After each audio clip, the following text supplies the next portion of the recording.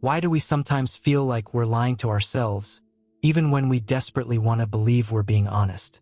It's a strange feeling, isn't it? That quiet, unsettling sense that something about the story we're telling ourselves isn't quite true. Maybe you've heard someone say, "I'm just not cut out for this," or "I have no choice, it's just the way things are." Maybe you've said it yourself. On the surface, these sound like perfectly reasonable things to say. But if you listen closely, they echo with something deeper, a kind of hiding, a kind of evasion. We sense we are not being entirely true to ourselves, but we don't want to look too closely.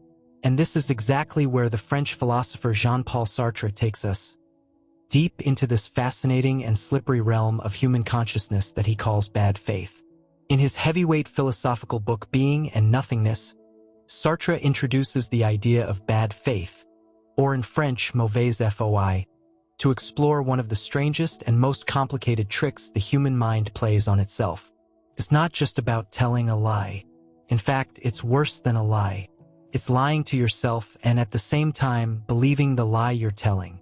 Sounds impossible, right? How can anyone lie to themselves if they already know the truth? That's the heart of the paradox Sartre is trying to unravel, and it reveals something profound about who we are, how we think, and how we avoid truths that make us uncomfortable. Let's start with something Sartre finds very unique about human beings: our ability to say no. Sounds simple, but stay with me. Most animals just deal with what is. A cat doesn't think, "Oh no, there's no milk in the bowl." It just reacts to the bowl being empty. But humans don't just see what's there. We notice what's missing. We notice the absence. We don't just live in the present moment. We imagine the way things could be or should be. We are constantly comparing what is to what isn't, and in doing so, we make judgments, hopes, and regrets. This ability to see the not, to experience something as lacking or absent, is something Sartre calls nihilation, the power to negate, to imagine and feel what's not present. Now, take this a step further. Sartre says we don't only apply this power to the outside world, we also turn it inward.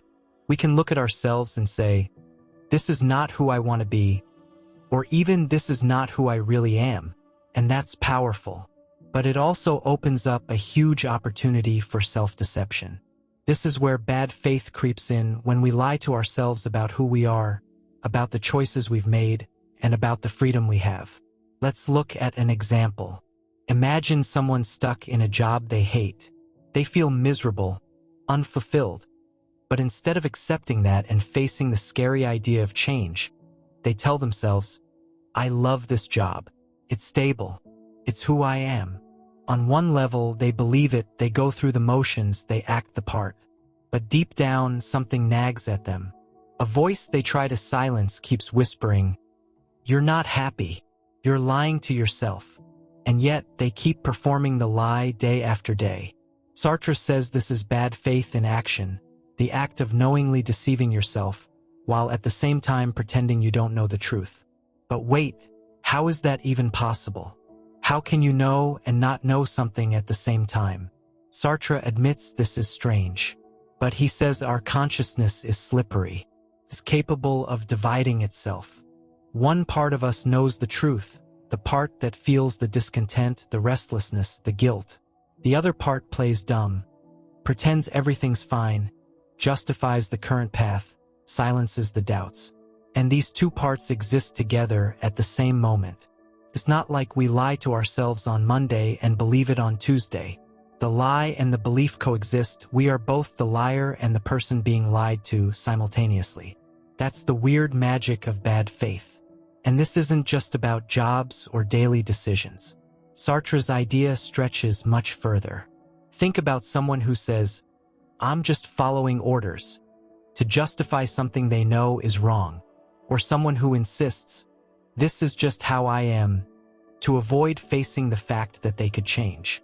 In each case, they're pretending they don't have freedom, that they're bound by their role, their habits, their nature. But Sartre fiercely rejects that. For him, human beings are radically free.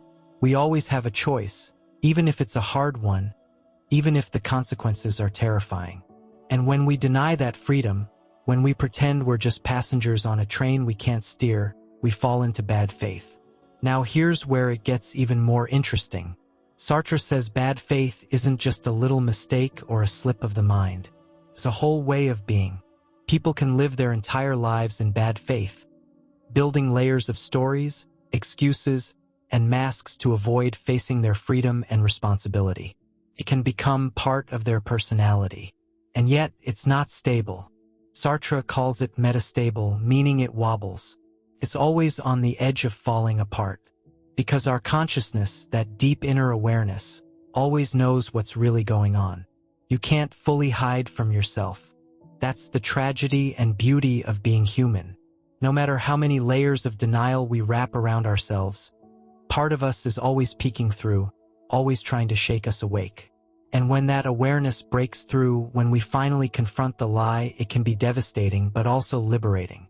Because facing the truth means we might have to change. It might hurt, it might require courage, but it also reconnects us with something real, our freedom to choose, to become, to create ourselves anew.